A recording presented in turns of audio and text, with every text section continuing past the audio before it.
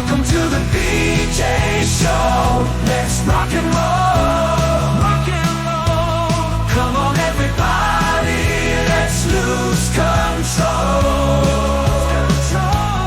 Brad and John, they're the ones to follow. Yeah, ready for the ride. It's the BJ Show. BJ Show. Well, John, good morning to you. Welcome to May 6th. Good morning to you as well, Brad. It's the day after Cinco de Mayo. Now, as a notorious day and evening drinker, you're completely hungover today, right, Brad? You know, I'll be honest with you. Maybe I wasn't out and about enough yesterday. I didn't really see any Cinco de Mayo stuff going on. I guess I was in the wrong place. I know in years gone past, when I was still in Washmo, one of the restaurants used to set up a big party tent and stuff like that. And I don't know. I've been in the radio business long enough to have to go to many St. Patrick's Day parade or St. Patty's Day celebrations and Cinco de Mayo celebrations to the point where I am to the point where if you called me up and say, hey, Brad, there's a Cinco de Mayo celebration I want you to go with, and I said, okay, send me $100 and I'll think about it. I just have no interest in that kind of stuff because... Yeah, I get what you're saying. And probably a lot of the cooks have either self-deported or they're not dedicating as much time to their craft anymore, right? Did you hear, this was on the national news, it was on our station, a couple other stations, that several of the cities around the country canceled their Cinco de Mayo celebrations because they were afraid that Kristi Noem was going to show up and grab the supposed illegal aliens while they were celebrating Cinco de Mayo and put them on a plane and ship them back to their country. I'm going like, come on. I'm going to pull that clip, Brad, and play it to myself late at night.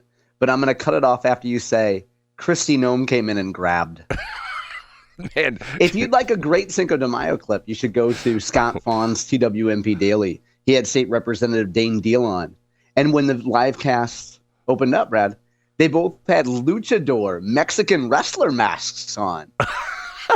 Yeah, it was great. It was great. Like, I turned it on. I didn't watch it live, but I watched it later. And I'm like, holy cow. It's a new tag team here in AAA, you know? John, all I can say is there aren't too many people that can wear a plate carrier and a baseball cap like Kristi Noem and make it look that good. You know what I'm saying? I mean, yeah, well, I'd like for her to carry something of mine, but I think she's past that window. And by the way, John, I got news for you.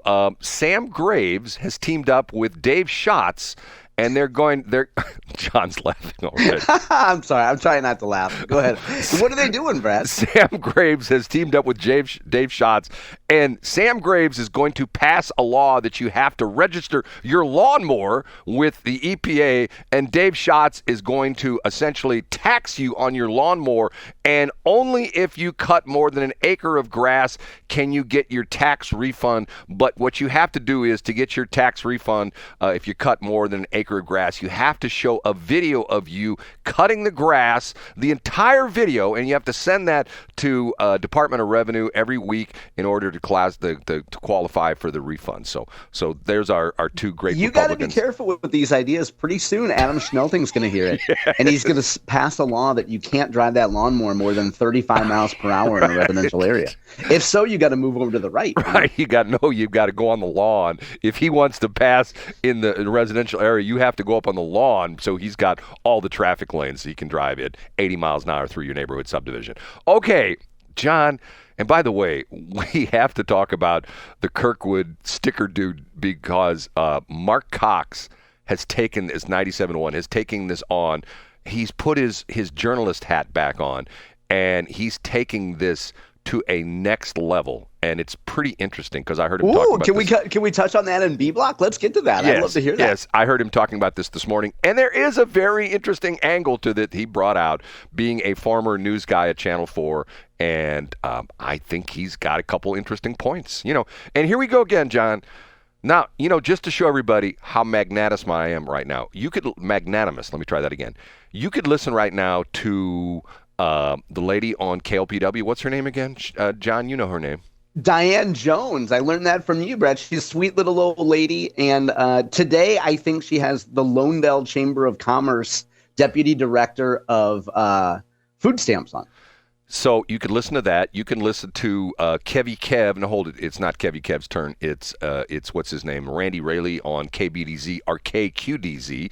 You could listen to Dan Strauss and what's his cohort's name over there? Dan and who is it? Drew Shelton. Dan and Drew. You could listen to Dan and Drew. You could listen to the guy out of Nashville, Tennessee, who replaced Jamie Allman. By the way, Jamie Allman's on the refugee station right now, and he sounds real good. He's on from noon to 2. You could listen to who else am I missing? Matter of fact, if you had trouble sleeping, you could listen to KWMU this morning, and it would put you to sleep, and it would cure your insomnia. Or you could listen to us. How's that for the guy who promotes radio and doesn't care, about the fact that you're never supposed to mention another station's call letters? Okay.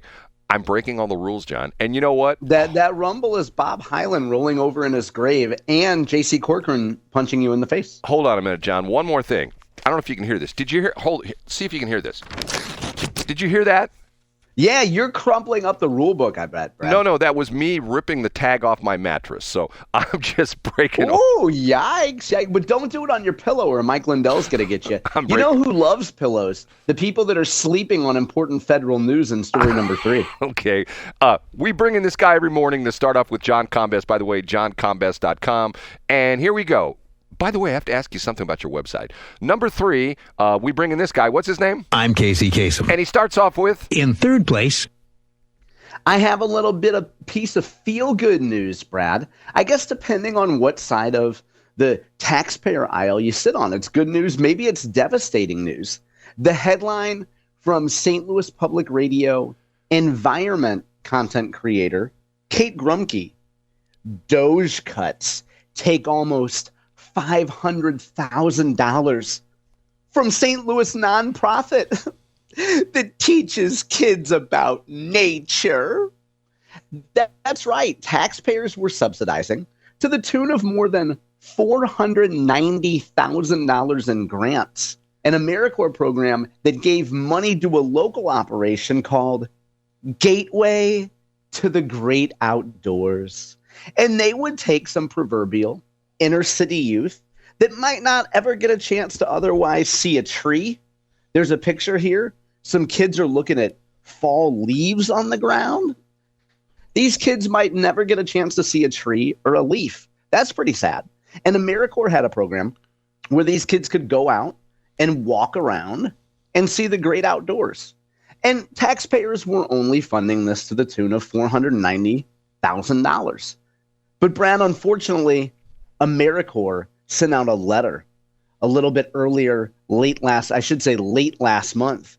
And they said that the grants were being terminated because the award no longer effectuates agency priorities. So this is another example. We've seen this from public radio stations and traditional mainstream outlets of how Doge is terrorizing local communities. How are inner city youth supposed to ever see a tree? How are they supposed to ever see a squirrel unless they see one in captivity, at an urban farm? I don't know, Brad. To me, cutting money from Americorps is just cruel. It's cruel and unusual punishment for inner city kids. The kids have never seen leaves on the ground? Come on, John. Seriously? I don't think so. I don't think they've really breathed oxygen. You know how the trees do that photosynthesis thing? The trees put out acorns. You could go out there, pick them up, throw them at each other.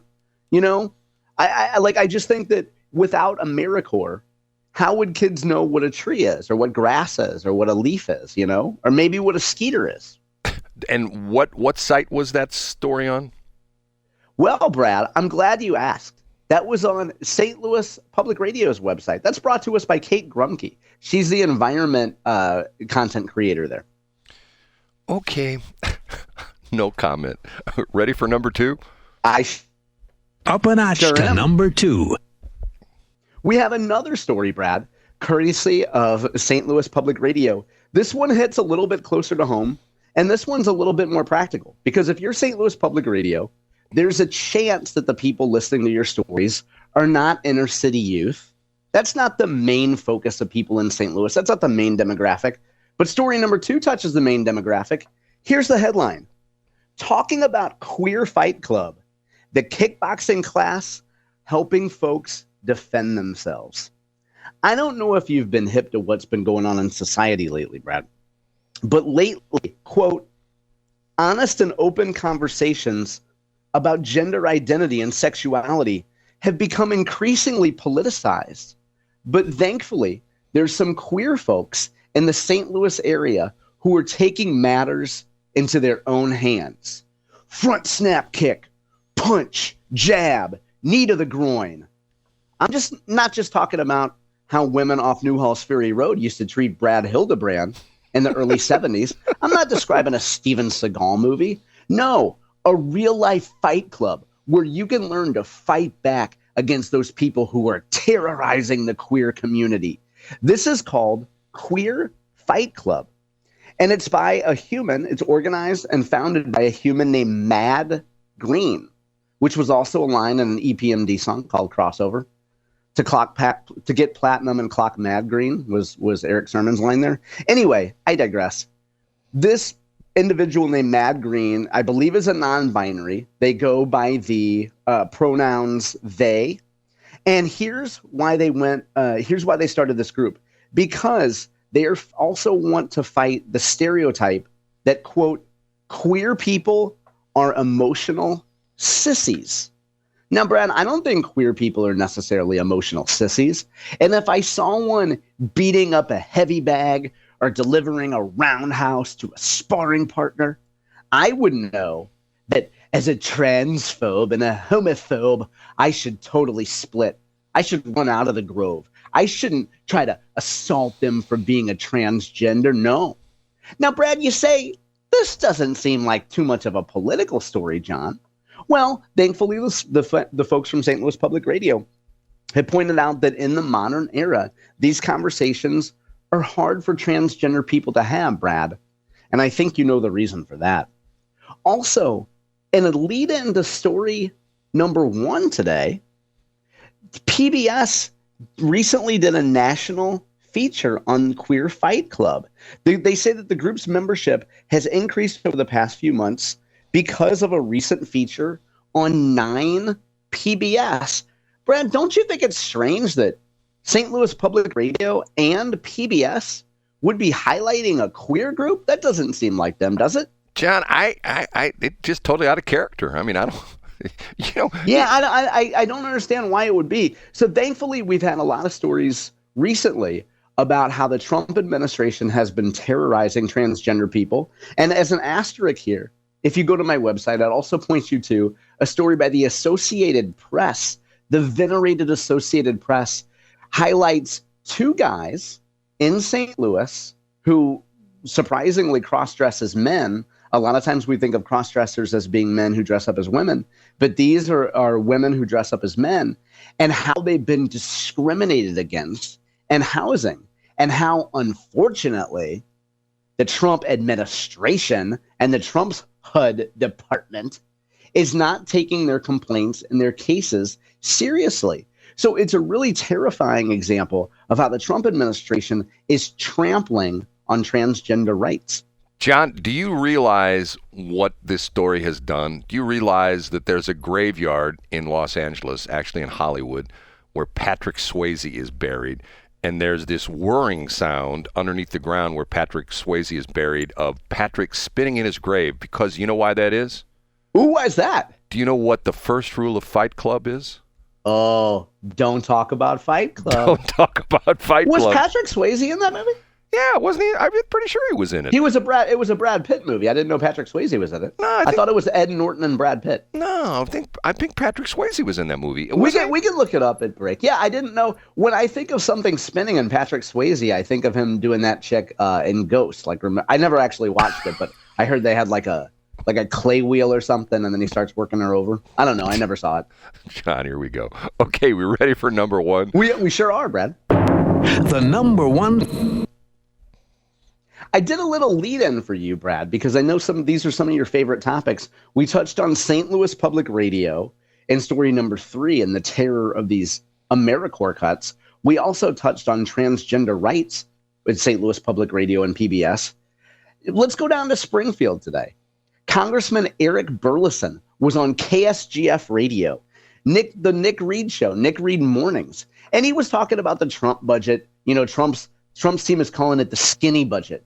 They're leaning it out. They're not making cuts to national defense, but they are looking at some of the other ridiculous spending things that go on in the federal budget.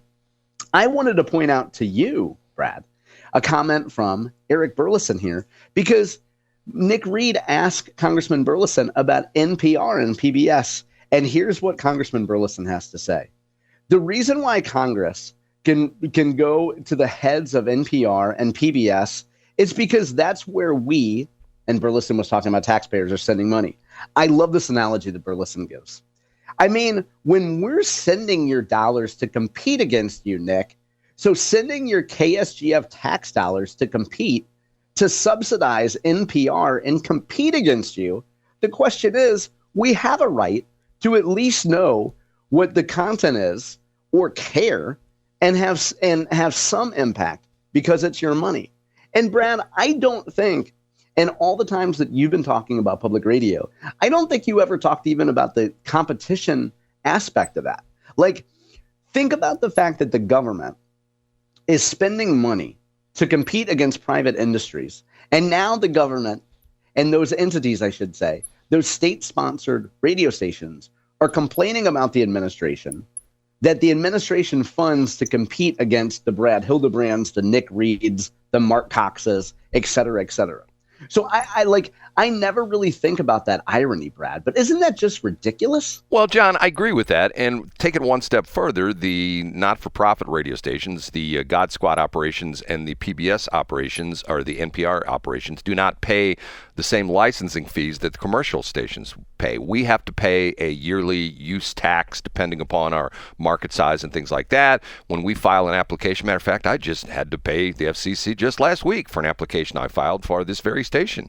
And the NPRs of the world are exempt for that. They pay so in other words, they're using the government, they're getting money from the government, and they're using government services for free, whereas I don't get any money from the government, nor most of the commercial broadcasters, and we have to pay for licensing fees and for any kind of application fees and stuff like that. So it's not fair. And can I make one more comment? The interesting part of this is the lady from NPR, the Maher lady, whatever her name is, I don't remember her first name. She keeps touting the fact that, and I actually had one of my friends who is a big NPR fan send me these two pie charts which showed that, here's 100% of the financing for NPR and 1% of it comes from the federal government. But that's sort of a misnomer because it's like the money that NPR gets is going through, if it were Tony Soprano, it would be essentially money laundering. What happens is the Corporation for Public Broadcasting gives the NPR affiliates, in this case KWMU, money, which in turn around and pay NPR for programming. So it's like they two-step the money. And the interesting part of it is that this Uri Berliner guy that sort of, dropped the dime, so to speak, on the inside workings of NPR, he essentially said that NPR brags about, we're an independent operation and nobody tells us what to do. He essentially says if you really want to be truly independent, they should step forward, both NPR and PBS, say, you know what, we're not going to take any more government. Any government money. We're just going to operate independently and no one's going to influence us whatsoever. So, whatever. And the problem is that's my broadcasting bias, and the interesting part of it is that, I don't know if you know this, but Sam, the guy from Northwest Missouri, and also Dave Schatz is also going to figure out that if you're driving down the highway and you have your radio on, he's going to make you essentially register your radio with the federal government and pay a per second listening tax for your radio as you're driving down the highway. But I like that idea. If he's serious about it, he will add it to all percentage of the money. 1% of the money will go through Corporation of Public Broadcasting, and then they can send it to KFUO. Right. Because, KFUO is defending its airspace. There's like some guy who's like, oh, I have a right to that signal in certain geographies. And it's like, why speak against the Lord? Why do you hate dial-a-prayer? John, I have been a long time in the broadcasting business. And I will tell you this up front. The worst people to deal with on a peer basis, broadcaster to the broadcaster, the worst people to deal with, I would rather deal with the ghost of Steve Casper, or Kevy Kev, or any of these, our Chris Blevins, or these kind of people. I would rather have lunch with them than deal with the religious broadcasters, because as one of my engineer friends who does a lot of work with religious broadcasters sent me just last week, and I won't say who this guy is, he says they think they have a hotline to God and they don't have to deal with anybody else. So that's ridiculous. Everybody knows the hotline to God is a godsquad.cloud. That's right. It's my place. Okay. And by the way, if St. Louis Public Radio was so concerned about St. Louis Public Radio, why don't they buy KDHX? Because, they got all that money. The friends of KDHX are the friends of KWMU are rolling in dough. They're all rich people, live out in West County, stuff like that. Why don't they just strike a check and buy KDHX? Because it's going to buy new mats at the Queer Fight Club, Brad. Catch up. Is that what it is? Okay.